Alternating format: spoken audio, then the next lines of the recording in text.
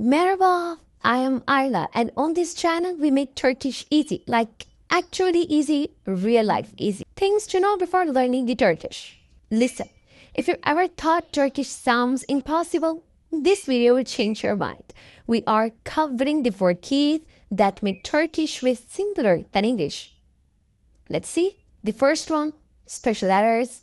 Then we have vowel harmony. Then we have sentence, word, order. And in last, we have no gender. This is the intro page. If you want, you can skip. What is the Turkish alphabet like? The Turkish alphabet is based on Latin letters, just like English. It was changed in 1928 to make reading and writing much easier. Every letter has only one sound, so spelling matches pronunciation. 3 main things. There are total 29 letters in Turkish alphabet, 6 special letters, and also there is no Q, W, and X in Turkish alphabet. Here is the first one. Special letters. Turkish only has 6 new letters. You've never seen before. Once you learn this, you are halfway there. They all have consistent sounds. Let's pronounce this. The first one. Ç, Ç. Second one. Yumuşak K. Yumuşak K. It is soft. It doesn't have its own sound. It is used after a vowel to make them sound longer. Like it just extends vowel. Third one. U. Fifth one. She. Here is the difference between the fourth one and sixth one pronunciation. O. U. O. U. Let's see the examples. Ç, çay, tea. Yumuşak, which is also called soft G. Da, mountain. Okay, listen. It's not da. It is da. Why? Because I've already told you that this soft D is used after a vowel to make them sound longer. Third one. Alak.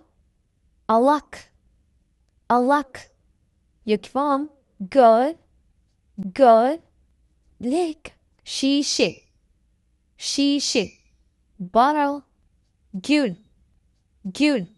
Rose. Here you can see the difference. Good. Gül. Vowel harmony. Turkish vowels play nice together. If a word starts with a certain vowel, the endings have to match it. It's like a vowel dress code. Just remember that. Vowel dress code. Once you see the pattern, you can guess endings. If the last all is a, u, o, u, the ending must be a, u, o, u.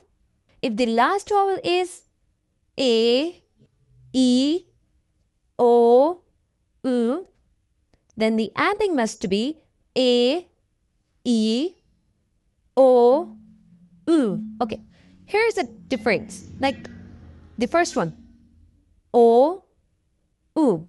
But in the second one, o, u. Okay, here's the examples. You can see the both words. Both words are in vowel dress code. See the first one. Arabada. You can see the word starts with the a and ends with a. There is a no and other a vowel word in this word. See the vowel dress code. Araba means car and da means in the. So arabada means in the car. And you can see the second one word too. The word starts with a and ends with a. Here is the third one. Sentence word order. Turkish puts the verb at the end. English puts it in the middle. If you mix them up, sentences sound weird. Let's see how. The sentence structure of English is subject, then verb, and then object. Like, I drink tea. She plays football. But in Turkish, the sentence structure is subject, then object, and then verb. For an easy trick, just remember solve. Subject, object, and then verb. I tea drink. Ben çay içerim. Ben çay içerim. Examples. I read a book. Ben kitap okuyorum. Ben kitap okuyorum. She eats apples. O elma yer. O elma yer. We watch movies. Biz film izleriz. Biz film izleriz. Just remember where it goes at the end in Turkish. Here's the fourth one. No genders. In English, we have he, she, it. But in Turkish, just one word. O works for all. No guessing if a table is male or female. There's a tone-less memorization right there. Okay, let's example. He is a doctor. O doctor. She is tired. O yorgun. It is here. O burada. See? Only one word for he, she, it. That means no gender rules to memorize. Let's check what you have learned. Please attempt this test. A quick summary. Go through it once. Catch you in the next lesson. Görüşürüz.